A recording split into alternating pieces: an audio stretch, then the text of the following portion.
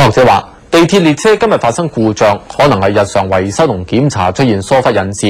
佢認為地鐵應該檢討維修程序，確保同類事件唔再發生。周小倫報導。有機械工程學者話，故障嘅列車要由工程車拖返廠維修，故障情況算係嚴重。佢估計地鐵喺日常嘅維修中，可能有人為疏忽。保養做嗰啲人啦，是否佢係仔細去監察到嗰啲零件有損壞咧，或者佢是否有冇跟翻個時間表嘅程序去換嗰啲零件啦？佢話：如果日常維修同檢查做得足，呢一啲情況唔應該發生。地鐵應該要檢討成個維修過程，睇下邊一度出現問題。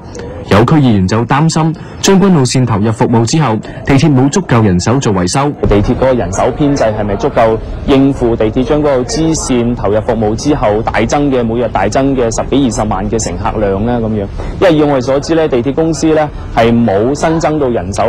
佢話：地鐵近日接連發生嘅事故已經對市民造成不便。無線電視記者周少良。